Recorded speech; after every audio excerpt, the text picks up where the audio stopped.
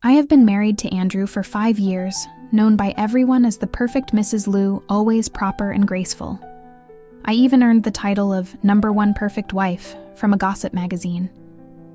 Everyone envies me for marrying a good husband, but they have no idea what kind of role I actually play in this marriage. For 5 years, he remained distant and indifferent, and slowly my passion for chasing him faded away. I know I was never that person in his heart, the one he could never let go of. So I asked for a divorce and moved out. But a week later, he cornered me at the door of my new home, divorce. He looked at me, his eyes red.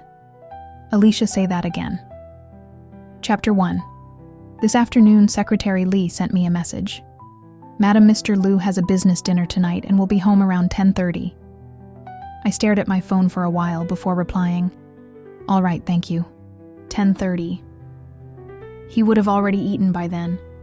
I only needed to fill the bathtub and put his fresh clothes in the bathroom. Once everything was ready, it was just past 10. I thought for a moment, left a light on in the living room, and went to bed. Half asleep, I heard the door open. Water ran in the bathroom, and as I drifted off, the mattress beside me suddenly sank. Warmth pressed against my cool back. I turned my head drowsily, and his lips found mine precisely. "Why are you sleeping so early?" He whispered hotly in my ear. "Just tired," I murmured, trying to push him away, but he wouldn't budge. Forget it. After he was satisfied, it was late into the night. He fell into a deep sleep, but I couldn't fall back asleep. I got up, poured myself a glass of red wine, and sat alone in the living room staring at the wedding photo on the wall. When would be the right time to bring up the divorce? Chapter 2. I met Andrew in college. Back then, he was the perfect golden boy. Great family, smart, handsome, flawless in every way. It was only natural that I developed feelings for him. I wasn't afraid of anything back then, and I was shameless. Unfortunately, after 2 semesters of chasing him and doing countless silly things, I still couldn't win his heart. I remember a snowy day when I had knitted a scarf for him and waited for him outside the boys' dorm, only to hear him say coldly, "Alicia, stop looking for me. I have someone I like." I refused to accept it at first, thinking it was just an excuse. Until one day I saw her, Margarita. I watched as he gently took off his coat and draped it over her, whispering softly to comfort her as she cried, tenderly stroking her hair. And then he gently lifted her chin and kissed her. That was when I knew Andrew could be gentle, could worry and care deeply for someone. But that someone wasn't me. Word spread quickly around campus about Andrew and Margarita, the perfect golden boy and the poor scholarship student, and Margarita became the subject of rumors and gossip. Andrew even managed to get the school forum shut down to protect her. Yet such a passionate love didn't have a perfect ending. Andrew never told me why they broke up, but I heard it was because he wanted Margarita to marry him after graduation and she refused. She said she didn't want to depend on a man and wanted to carve out her own path. Many people had seen them arguing on campus, fighting, making up, fighting again, until the day Margarita decided to return to her hometown to become a village teacher. That was when they broke up. Half a year later, Lou family and Sue family had a joint project, and Andrew and I crossed paths again. Working on the project, we became close once more. Looking back now, I probably took advantage of the situation. I was still as good to him as I had been years ago. I would remind him not to drink too much during business dinners, and I would make porridge and bring it to his office. 3 months later, on a snowy night, he saw me shivering in the cold outside his company building. He suddenly walked over and asked, "Alicia, do you really like me that much?" I looked at him blankly and nodded. Yes, I had always liked him. He smiled. Then, "Do you want to marry me?" Chapter 3. When we first got married, I was filled with enthusiasm for this marriage. In fact, for most of the past 5 years, I was always enthusiastic about it, because I loved him. I even naively believed that the reason he proposed to me was because he loved me too. So even though he rarely replied to my messages, even though I had to learn about his schedule through his secretary, even though we had no intimate interactions, Besides the routine aspects of married life, my unwavering love for him never wavered. I knew he was busy, so I never made trouble for him. Even when I was sick, I went to the hospital alone, until one day I accidentally found a box containing documents that revealed he had been anonymously donating to a rural primary school for years. The principal of that rural primary school, to thank the anonymous donor, would handwrite a letter every year expressing her gratitude and have it delivered through an intermediary organization. Those letters were neatly arranged in the box without a single crease. And the principal of that rural primary school was Margarita. Chapter 4. The next morning, I was in the kitchen making breakfast when Andrew suddenly walked up behind me.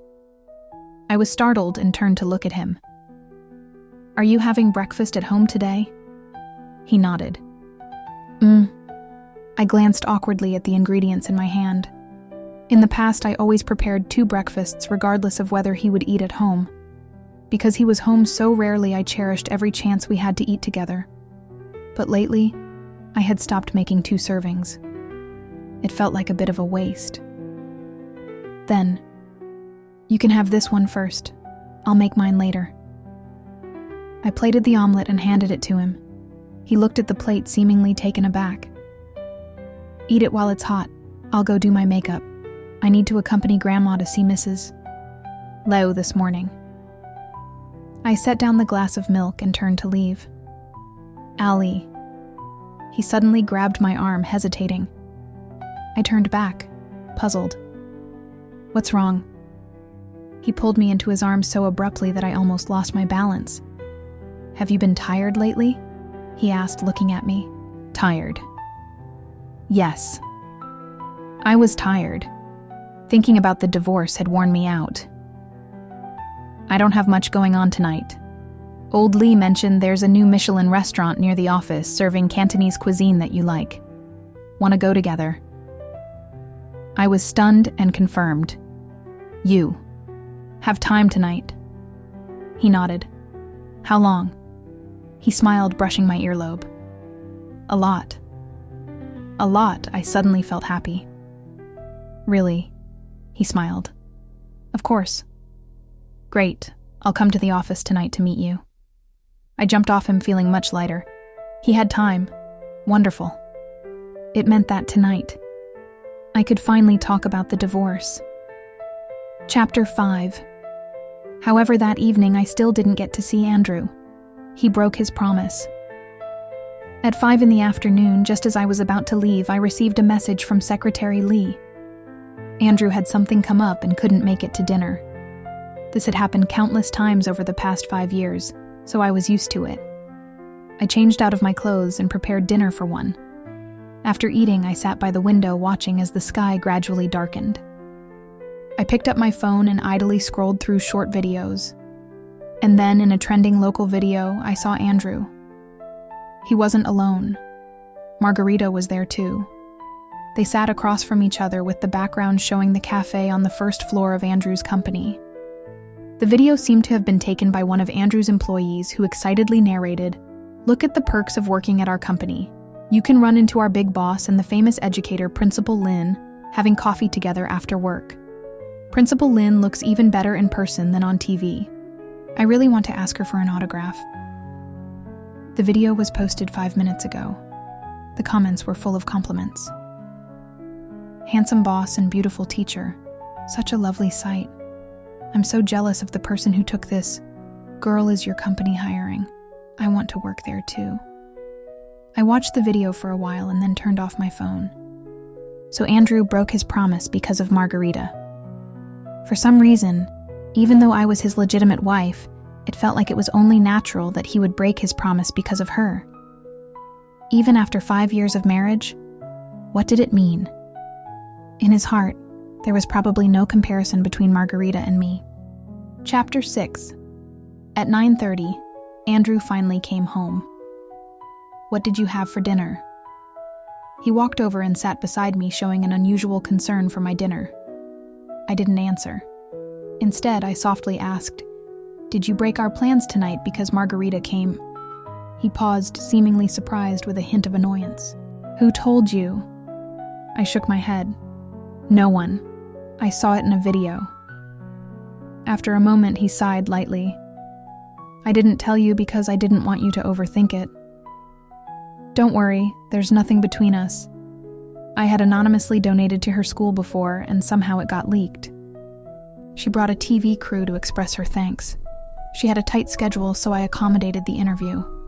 We met in the company cafe, and many employees were around. Allie, he said, touching my hair. We've been married for 5 years. We have some trust between us, don't we? I should be free again tomorrow. We can go have that Cantonese food. Andrew. I suddenly interrupted him. I don't actually like Cantonese food. You do. I only said I liked it so we could eat together more often. He was taken aback. We've been married for 5 years. Do you know what kind of food I like? He said nothing. Of course he didn't. He never tried to find out. After hours of pent-up emotions, I held back the urge to yell at him, but I still asked a sharp question. So you remember Margarita likes black coffee and croissants, but you don't know what your own wife likes to eat.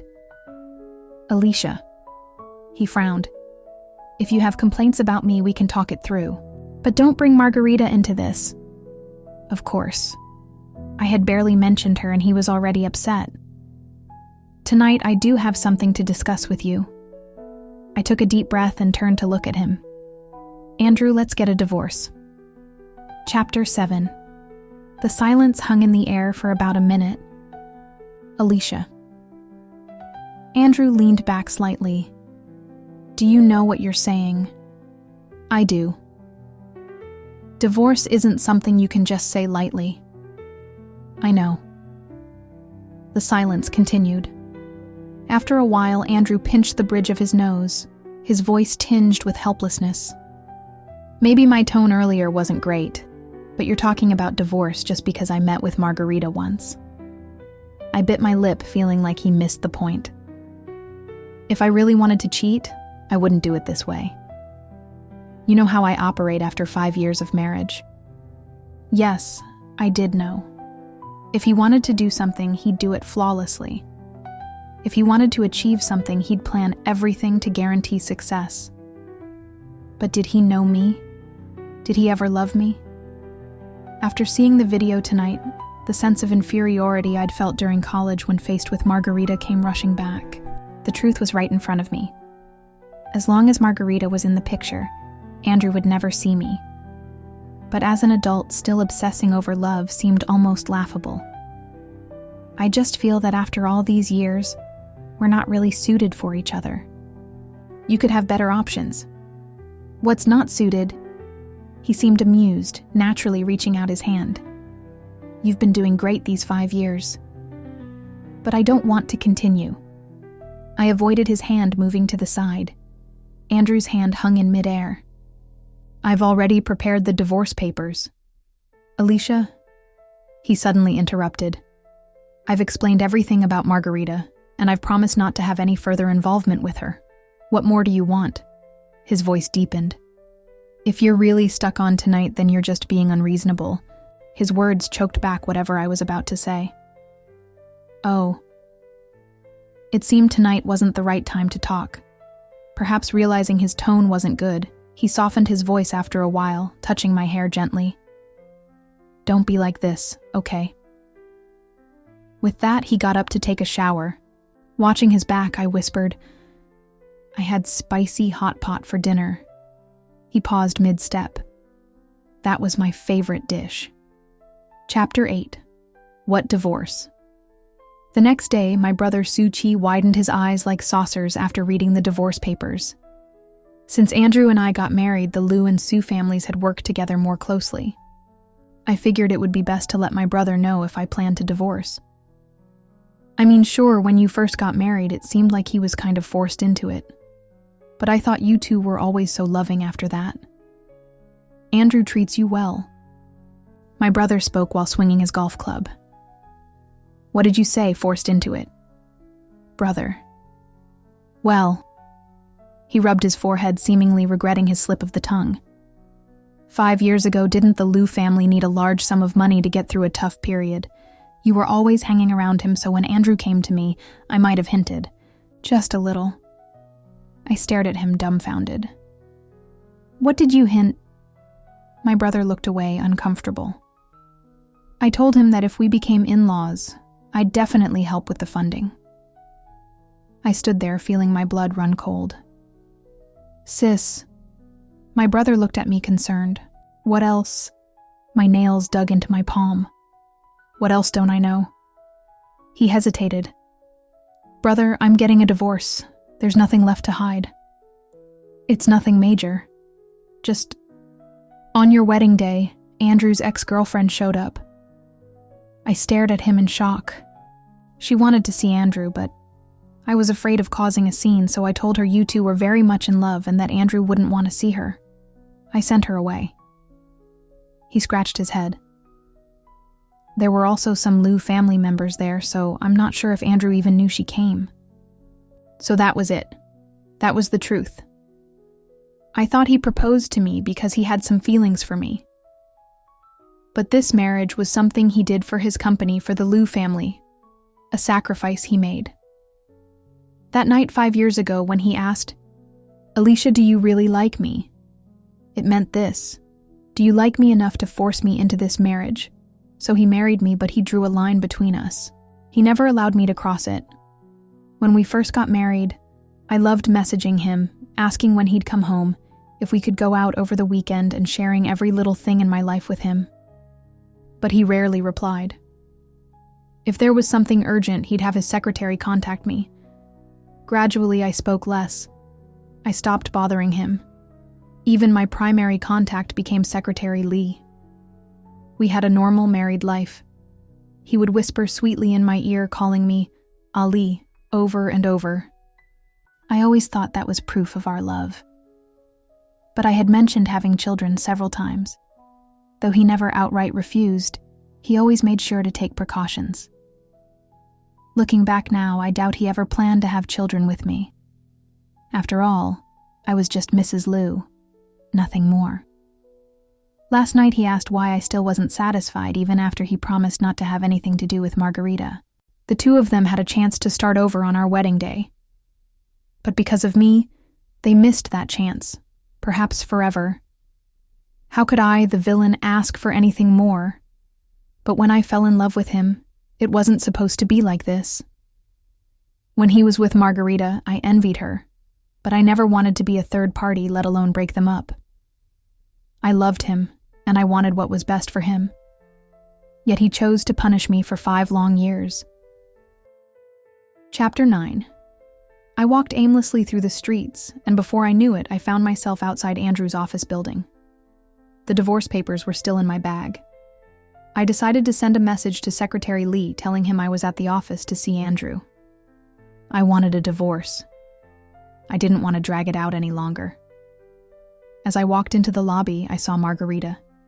She was smiling and speaking with the receptionist. When she heard my footsteps, she turned and saw me. She looked thinner than in the video, slightly tanned, and though she wore a simple jacket and jeans, she exuded confidence, maturity, and composure. Long time no see. She nodded at me. We went to the cafe on the first floor together.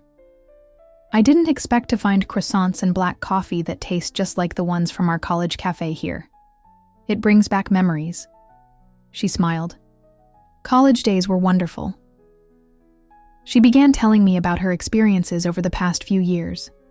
She truly was impressive. After returning to her hometown to work as a rural teacher, she helped many children who were out of school. The school was now on the right track, and she had become well known. You're amazing, I said sincerely. She smiled. People only see the glamorous side. Back then I struggled a lot. She took a sip of her coffee. Actually, I came to see Andrew on your wedding day. My hand holding the cup instantly went cold. Back then I was arrogant because I knew I was loved. I recklessly made the decision to break up with him, and it hurt him. But after I went back to become a rural teacher, I realized how big the gap was between idealism and reality. Many things were much harder than I imagined. I nearly gave up so many times. In my lowest moments, I wanted to give up everything and come back to him. But then I heard you two were getting married. I'm very sorry, I said. She looked startled. I didn't know you came that day. She looked down, saying nothing. I'm planning to divorce Andrew, I said, meeting her eyes. Margarita's eyes widened. Don't joke about that, she said, suddenly smiling. Over the years, I've seen you often in the media. People always praise you as the perfect Mrs. Liu. I'm serious. Can I ask why? She said softly after a long moment. Why do you want a divorce? I shook my head. Why? Because I'm tired. I also want someone who loves me enough to let me be selfish just once. Chapter 10. Just then, a familiar voice called out from the entrance of the cafe. Ali. Margarita and I both turned around. It was Andrew. He walked over quickly, pausing briefly when he saw Margarita, then frowned as he looked at me. Why did you suddenly come to the office? Seeing his expression, I immediately understood. He probably thought I had come specifically to cause trouble for Margarita today. Andrew. Margarita also stood up. I'm sorry for intruding again.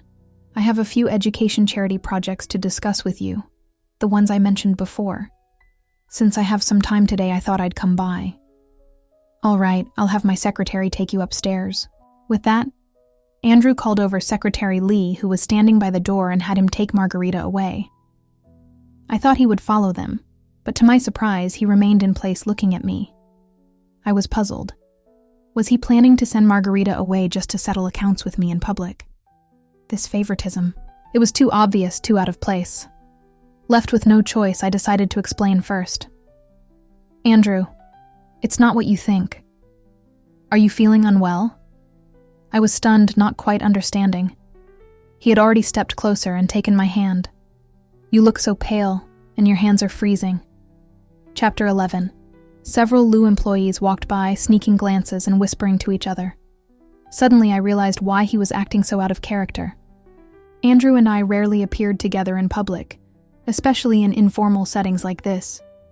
He was probably worried I might confront Margarita, so he sent her away and put on a show of affection in front of the staff to prevent any rumors that could harm her reputation. I didn't mind. Since we were getting a divorce anyway, helping him and Margarita put on an act didn't bother me. Besides, if he was in a good mood, maybe the divorce would go more smoothly. Thinking this, I looked up and gave him a polite smile. I'm fine, don't worry. You have business to discuss with Principal Lin, so go ahead. I'll leave now. With that, I pulled my hand away, picked up my bag, and prepared to leave. But he stopped me, frowning. Where are you going? I paused.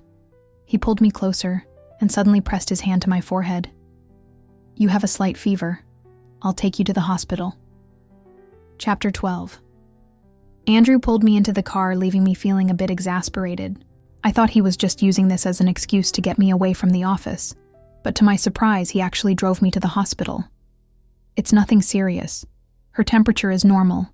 It's just low blood sugar. How long has this been going on? The doctor asked Andrew. Andrew seemed momentarily taken aback. It's been a few years, I answered for myself.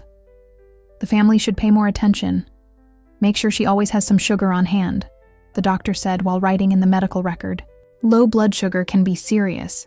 It can cause not only palpitations and fatigue, but also in severe cases lead to unconsciousness. Andrew nodded. Okay. It's really nothing, doctor, I added, feeling like this was being blown out of proportion. I always carry candy and snacks with me. After the checkup, I wanted to leave quickly, but Andrew kept pestering the doctor, asking for more information. He seemed oddly interested in low blood sugar all of a sudden. On the way out of the hospital and to the parking lot, Andrew held my hand tightly the entire time. After all the fuss, I actually started to feel a bit dizzy. Once we got into the car, I took out a grapefruit candy from my bag, unwrapped it, and popped it into my mouth. The air inside the car was stifling. I closed my eyes. I wasn't sure how long we drove until the car finally stopped. Are we there? I asked groggily. Red light. Oh. Silence filled the car for a moment before he suddenly asked softly, Why didn't you ever tell me? I looked at him confused. I didn't understand what he was asking. You've been unwell. It can't be the first time, he said, pulling over to the side of the road. Why didn't you tell me before? I did. I said quietly. What? He seemed stunned. When we first got married, there was a week when you came home late every night. On Friday, I had low blood sugar and was lying in bed. I texted you asking if you could come back early and buy me some candy. I smiled. You didn't reply. You probably forgot. After all, I sent you so many messages back then. Forgetting is normal. And another time, you might remember this one, we were doing an interview for a magazine and the reporter accidentally knocked over my bag on the couch, spilling all the candy and snacks on the floor. You weren't happy about that. After the interview, you specifically told me not to carry so much useless stuff in my bag. Why didn't I tell him? Because he never gave me the chance to act vulnerable around him. And I was always afraid that any little flaw of mine would become a reason for him to dislike me. He didn't like candy and snacks, so I kept them in the inner pocket of my bag out of his sight. He didn't like weakness, so I tried my best to seem mature and independent. Ali, he suddenly took my hand. I actually found a Sichuan restaurant. I wanted to take you there tonight. His hand seemed to tremble slightly. But since you're not feeling well, let's go somewhere lighter instead, okay? I shook my head. I want to go home and have some porridge. You don't need to stay. Go back to the office. Ali, I have time tonight. He insisted. I couldn't help but remind him. But Margarita is still waiting for you at the office. The deputy can handle that. I looked at him confused. So, you really are free tonight? He nodded. Yes, I'm free. Then, I thought for a moment, since you're free, let's go home. He nodded, a hint of joy flashing in his eyes. All right, let's go home. I suddenly felt happier too. When we get home, let's have a proper talk about the divorce. Chapter 13. For the rest of the drive, Andrew didn't say a word. He was a perceptive man, and I think by now from last night to today he understood that I was serious about the divorce. When we got home, I calmly took out the divorce papers. He looked at them, his eyes growing colder. Who helped you draft this, Suki? I paused for a moment.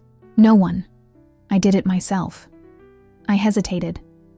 I spent a month on it trying to consider everything.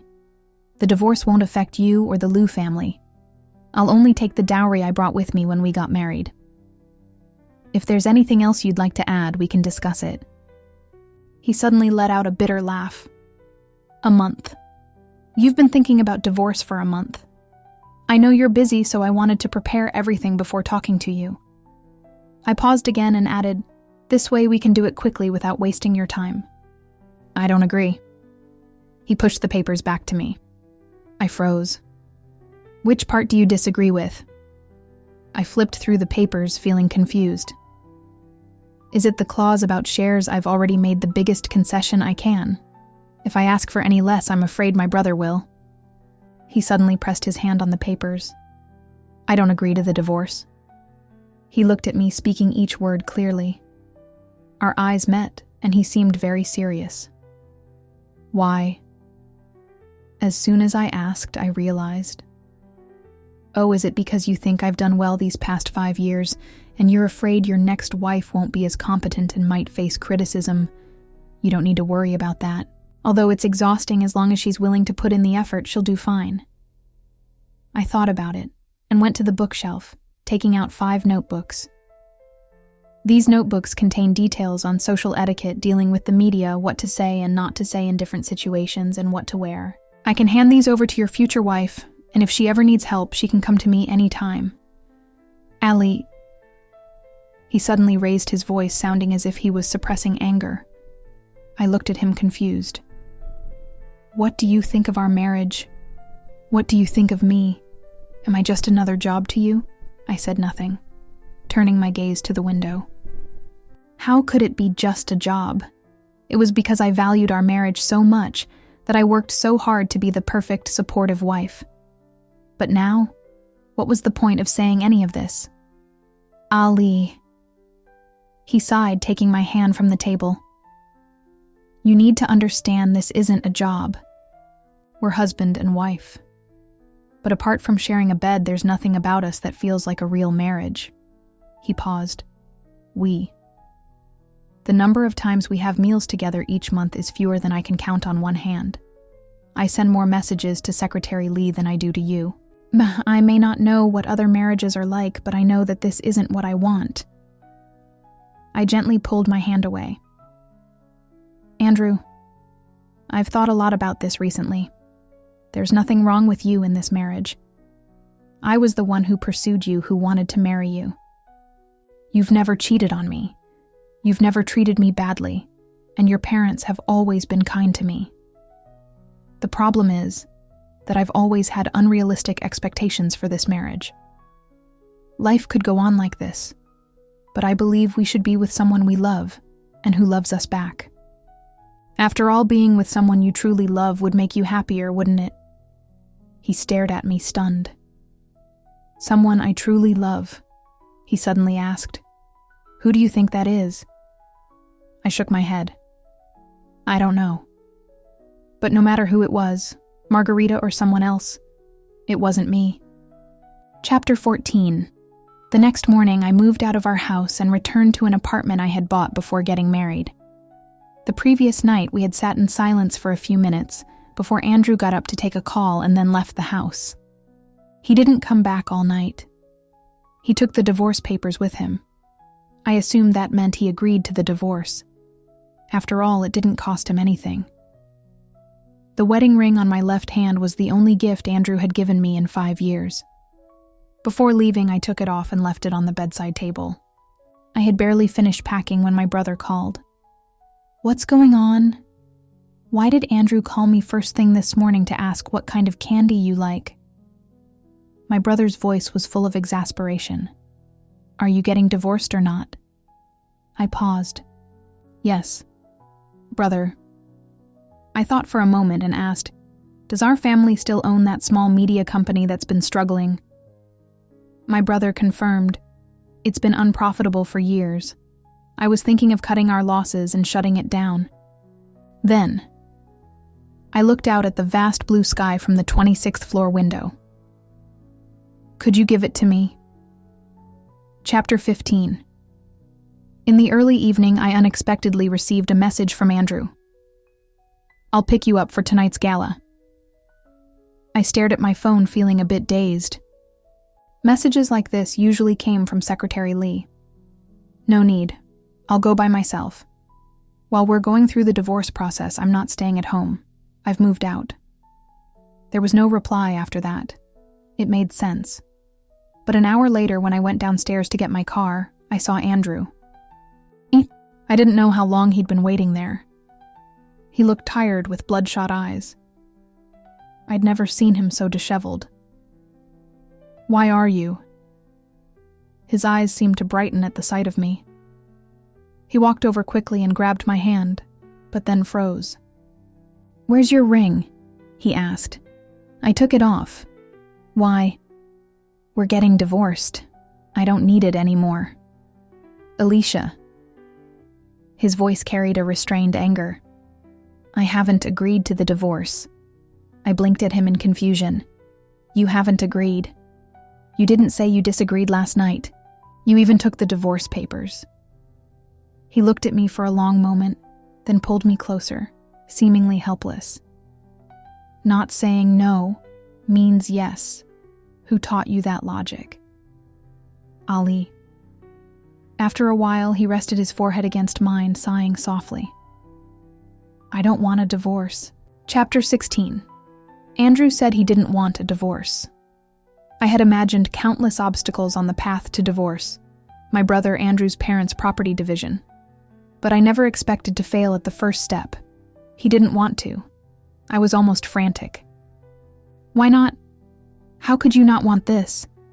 Isn't this the best thing for both of us? He frowned, about to speak, but a car horn interrupted us. His car was blocking someone's way. With no choice, I got into his car and we headed to the gala together. But as soon as I sat in the passenger seat, I realized something was off. The usually spotless back seat was piled with bags, pink ones. He had always hated anything flashy. Even the house was decorated in a cold, minimal style, so seeing these bags felt out of place even to me. "I bought the candy you like," he said softly as he drove. "There's also some in the glove compartment. From now on, if you feel unwell or just want something sweet, you don't have to hide it from me." He added, "I've put it around the house too. And Andrew." I also found 2 good Sichuan and Hunan chefs. Whatever you feel like eating, whether it's spicy or sweet, I'll eat it with you. I'll even learn how to cook it. I'll try to come home earlier from now on to have dinner with you. On weekends, whatever you want to do, movies, amusement parks, I'll go with you. You don't have to force yourself to attend social events if you don't want to. If what bothers you is margarita, I can explain. Over the years, the company has been doing charity work in education, but I didn't choose the schools. The office made those decisions after evaluating the options. It was just a coincidence that Margarita's school was chosen. I only found out recently. The letters of thanks were always handled by the office. I hadn't seen them until a few days before you did. My father heard about them, so I asked the office to organize them to bring to him over the weekend. The croissants and black coffee. He sighed. One of the cafe employees used to work at the university cafe. When he lost his job, I offered him one here. Margarita used to work at the university cafe too, so he remembered her and her preferences. Maybe my attitude that night led you to misunderstand, but I really think of her as just someone from the past. Someone who has nothing to do with us. Someone who doesn't matter. Andrew.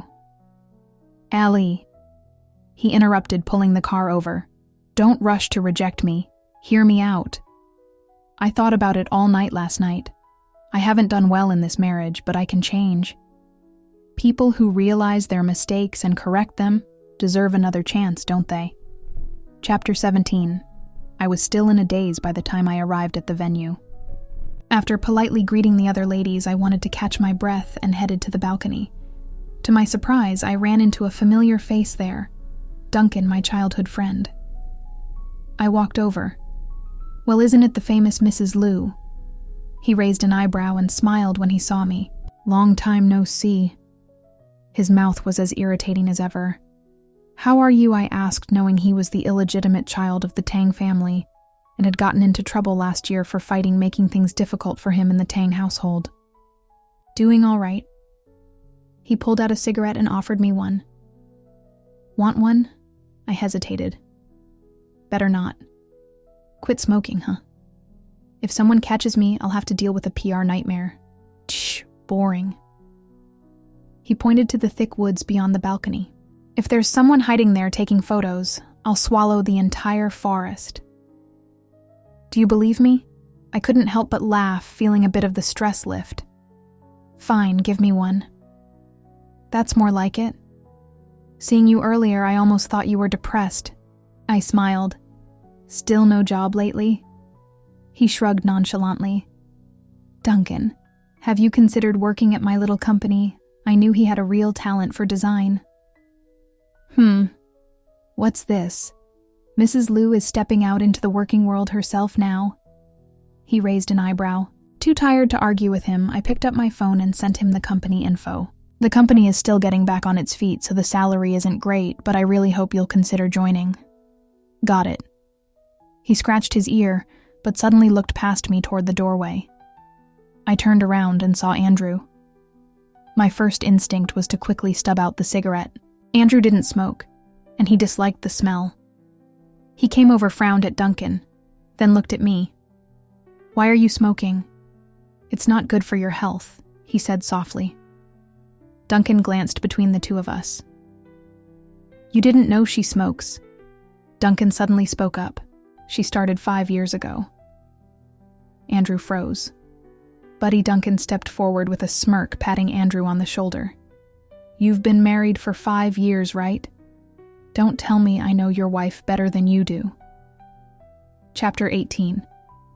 Duncan left, and I was alone with an obviously upset Andrew. "Listen," I sighed. "Don't misunderstand. I didn't mean to hide it from you. It's just that when we first got married, I had to deal with all those society ladies and the media. Sometimes the pressure was so much I couldn't sleep. So when I was home alone, I smoked a little." The more I explained, the worse his expression became. I thought for a moment and added Duncan and I checked earlier. "No one's hiding, so you don't need to worry about any PR issues." "You think I'm worried about someone taking pictures of you smoking?" he said abruptly. I froze.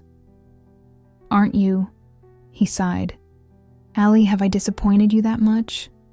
I paused, not quite sure how to answer. Disappointed? Of course I was. The more I had hoped, the more I had been let down. But after so many disappointments, you get used to it. Now that we'd decided to get divorced, what was the point of these pointless accusations? I shook my head. "No, I haven't been disappointed. And besides, I don't really smoke anymore. I don't have that kind of social pressure. So you can talk about your stress with Duncan, but not with me." I was taken aback. If I had to say, "Can we really talk about everything?" I asked. He nodded. "Well, my only stress right now," I said, looking up seriously, "is whether we can get our divorce done smoothly. And the sooner the better." Andrew's face darkened. I felt exasperated. He was the one who wanted me to say it. After a long moment, he took my hand. "Only one thing," he said. "Allie, only the divorce is not happening." Chapter 19. After that day, Andrew changed a lot. While I was working at the new company, I often received gifts from him. Sweets, flowers, home-cooked meals, and of course, the man himself showing up unexpectedly from time to time. The younger people at the office, unaware of our impending divorce, would praise him, saying my husband really knew how to show his love. Only Duncan, who had joined my company, would smirk knowingly every time he saw the things Andrew sent. He'd shake his head as he smiled. A month later, we were working on a project bid, and Duncan and I had been pulling long hours for several days to fix a small detail. When it was finally finished, I stretched and glanced at Duncan, who looked just as relieved. He usually took work pretty casually, and I'd never seen him so serious before. I laughed. Duncan looked at me puzzled. I explained with a smile. "I feel like I've accidentally found a hidden gem."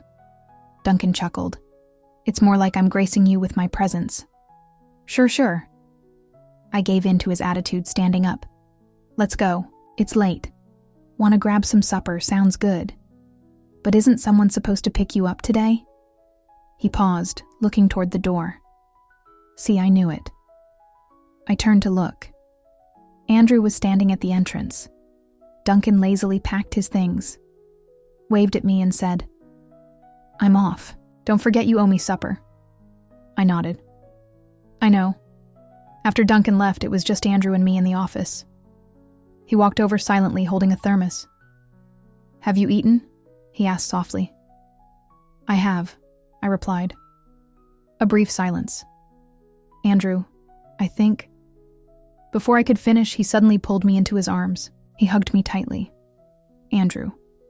I stiffened instinctively. What's wrong?" He didn't answer, only taking a deep breath. The clock on the wall ticked in the background. "I'm jealous," he finally said softly. "Allie, I'm jealous." Chapter 20. I never imagined that one day Andrew would hold me and tell me he was jealous. Earlier, you asked me why I wouldn't agree to the divorce.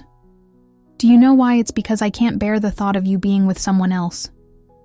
Just now, standing at the door, seeing you smile so beautifully, so happily at him, I couldn't stop the jealousy from welling up inside me. I know there's nothing between you and Duncan, but I'm still going crazy with envy. I remained quietly in his embrace. "Andrew, you also asked me why I wanted a divorce, right?" He stiffened. "I've been Mrs. Liu for 5 years with my whole world revolving around my husband. But when I look back, I realize I lost myself in the process. Andrew, I don't want to be Mrs. Liu anymore. I want to be Alicia again. I want to live for myself." I gently pushed him away. "It's been 5 years. Can we part on good terms?" He shook his head, his eyes reddening. I hesitated, then moved to leave. Unexpectedly, he grabbed my hand.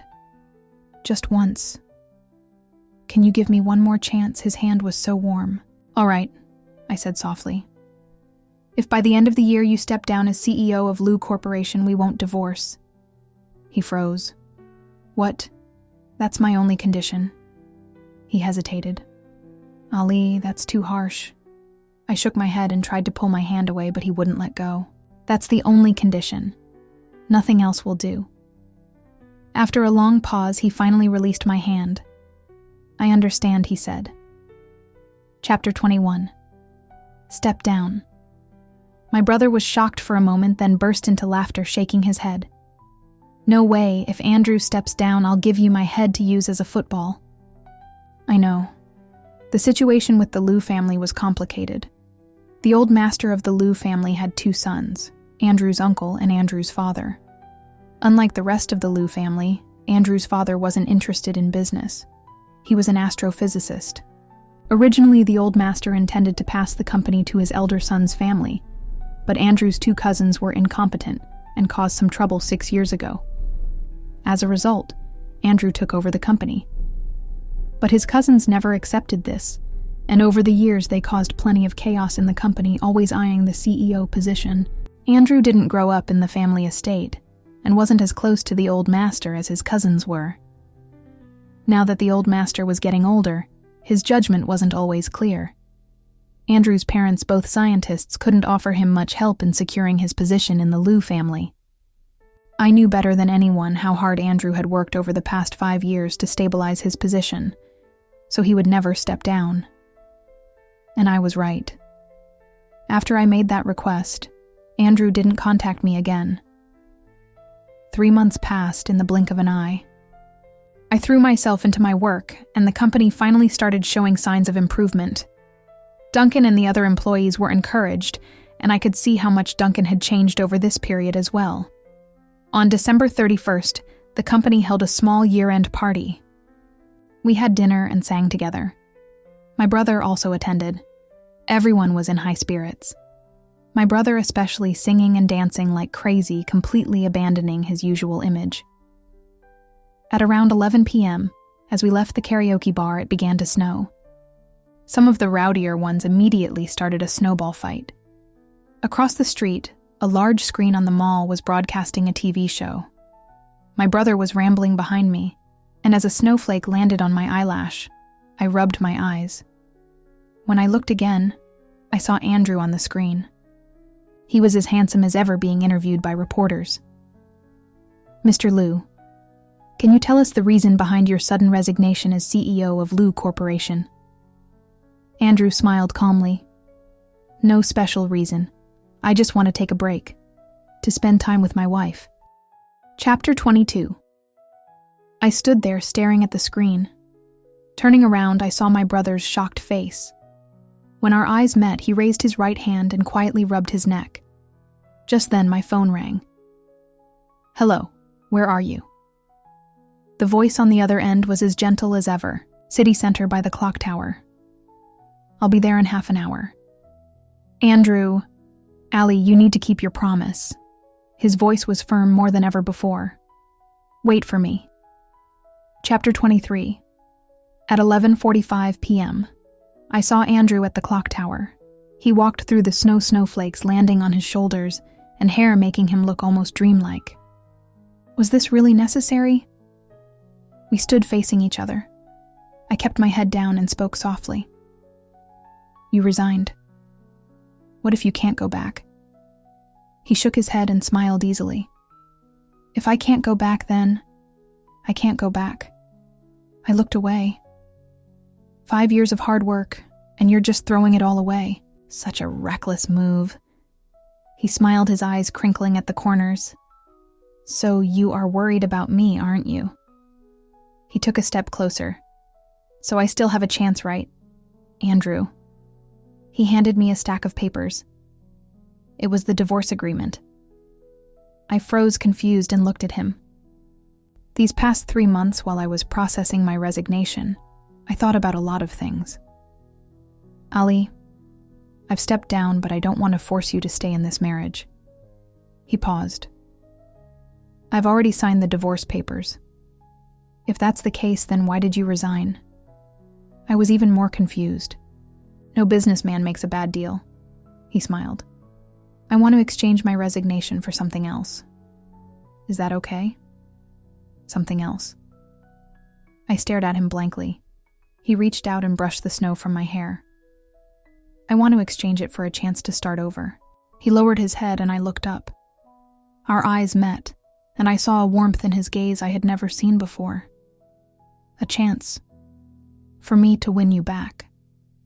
Chapter 24. At 12:59, I signed my name on the divorce agreement. From now on, I would no longer be the perfect Mrs. Liu that everyone spoke of. I was just Alicia myself. The clock tower struck midnight, and Andrew and I both looked up at the falling snow.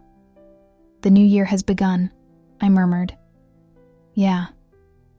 And... His eyes sparkled as he extended his hand to me. Happy New Year, Alicia.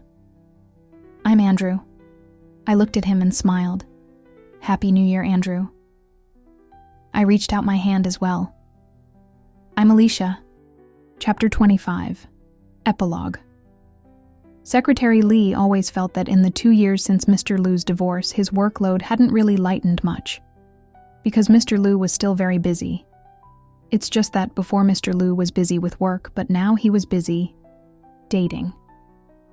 And Secretary Lee couldn't help but think that Mr. Liu's relationship with his ex-wife seemed to have improved after the divorce. Take now, for instance. He had come to the mall to deliver Mr. Liu's car keys, only to find him sitting in the soft seating area of the mall's atrium, gently coaxing his ex-wife in his arms. Stop it, he heard her say softly, shaking off Mr. Liu's hand. But Mr. Liu wasn't angry at all. He just kept gently stroking her hair. Let me blow on it for you. Just leave me alone, she pouted. If I don't, your eyes will be swollen like little buns tomorrow. Mr. Liu's voice was terrifyingly gentle. When we get home, I'll roll an egg over them for you. How does that sound? Secretary Lee clicked his tongue twice in his heart. Clearly, Mr. Liu had done something to upset his wife, but the next second he heard her sobbing. It's your fault you dragged me to watch that tearjerker. We shouldn't have come. Wait, what? Just because of a movie, Secretary Lee suddenly felt like retreating into his shell. But what he didn't expect was that Mr. Liu nodded in agreement, his tone scarily indulgent. Yes, it's all my fault. So should I be punished by holding an ice pack on your eyes all night? In your dreams, she huffed. Then how about I peel a piece of candy for you? Secretary Lee felt that if he kept watching this PDA, he'd have the urge to poke out his own eyes. He quietly retreated 5 meters away. After all, the old Mr. Liu and Mrs. Liu weren't like this. During their 5 years of marriage, Mr. Liu rarely spoke, and Mrs. Liu was always calm and composed. To outsiders, they seemed like the perfect couple. But Secretary Lee knew better. Their relationship hadn't been that close. Even he, as an outsider, could sense that something was off in their marriage. He'd once heard that Mr. Liu had a girlfriend in college. But when that woman left him to pursue her dreams, just as he was taking over the family business, and needed someone the most, it deeply hurt him. After that, it seemed Mr. Liu became wary of giving his heart to anyone again, even to his wonderful wife. Still, Secretary Lee believed that Mr. Liu did care for her. Back then, Mr. Liu would often pause in the middle of working and ask, "What's my wife's schedule today?" After Secretary Lee reported her plans, Mr. Liu would nod and go back to work. Once Secretary Lee had even dared to suggest Mr. Liu, maybe you should send her a message. But Mr. Liu just stared at his phone for a long time, ultimately never picking it up. Perhaps their long-established habits were just too ingrained. Even though Secretary Lee could see that Mr. Liu was growing more and more attached to his wife, the couple still maintained their usual distance. Secretary Lee had always thought that something would go wrong sooner or later. And sure enough, one evening Mr. Liu returned to the office from home, looking utterly despondent. "Lee," his voice was barely audible, "do you think when a wife suddenly asks for a divorce, she might just be saying it in the heat of the moment?" Secretary Lee was startled. Not necessarily. My wife often threatens to divorce me when we argue. Once she even tore up our marriage certificate. Twice. But the next day I apologized and she forgot all about it. Mr. Liu's eyes lit up with a glimmer of hope. But Secretary Lee thought for a moment before deciding to be honest. I don't think Mrs. Liu would bring up divorce lightly. That statement hit Mr. Liu hard. The little spark of hope in his eyes was extinguished in an instant. That night, Mr. Liu sat in the office all night long. It seemed like from that night on, Mr. Liu began to change. He started asking where he could find good Sichuan chefs, asked how Secretary Lee managed his own relationship with his wife, asked all sorts of little things that he never used to care about. He even started calling and texting Mrs. Liu frequently, something he'd never done before. When Mrs. Liu went to work, Mr. Liu would often visit her. Secretary Lee found this quite heartening. Mr. Liu recognized his mistakes and was actively working to fix them. But still, the couple got divorced. What Secretary Lee didn't expect was that after the divorce, they started dating again. After resigning from his position as CEO, Mr. Liu devoted all his time to Mrs. Liu. She was always busy with work, so Mr. Liu would deliver meals to her every day, driving her to and from the office. Eventually, Mrs. Liu got so fed up that she told him she wasn't interested in dating an unemployed man. So Mr. Liu, who had left Liu Corporation for his wife, rejoined Liu Corporation for her as well. Secretary Lee knew that Mrs. Liu had said that on purpose. Even he thought it was a shame for Mr. Liu to leave the company, so of course his wife, who had supported him all along, must have felt the same. But Mr. Liu, since they started dating again, had become a bit possessive. Like the day Mrs. Liu texted Secretary Lee saying she would drop by the company later to pick something up. Being considerate, Secretary Lee immediately informed Mr. Liu. To his surprise, Mr. Liu wasn't pleased. I texted her 3 hours ago and she hasn't replied, he frowned. Why would she text you instead? Secretary Lee could only chuckle awkwardly. He wanted to retort. She used to text me more often than you back then, but he didn't dare say it. As a dutiful employee, he swallowed his frustration and politely reminded Mrs. Liu to reply to Mr. Liu's message. Secretary Lee had thought they'd remarry quickly, but 2 years passed, and neither seemed in a hurry. Until on New Year's Eve of the 3rd year, while leaving after some overtime work, Secretary Lee noticed the lights were still on in the CEO's office. Mr. Liu rarely worked late anymore, so he assumed someone had forgotten to turn off the lights. He went over to check, but as he cracked open the door, he saw Mr. Liu standing with his back to the door, nervously practicing something with a script in his hand. On the desk beside him was a ring box. Secretary Lee gently closed the door, and glancing out the floor-to-ceiling window, saw a petite figure just stepping out of a car in the snow below. He smiled, realizing he had accidentally stumbled upon something big. As he walked toward the elevator, he glanced back at the CEO's office. "Good luck, Mr. Liu," he whispered. "Wishing you success." If you like this story, don't forget to like this video and subscribe to The Drama Diaries.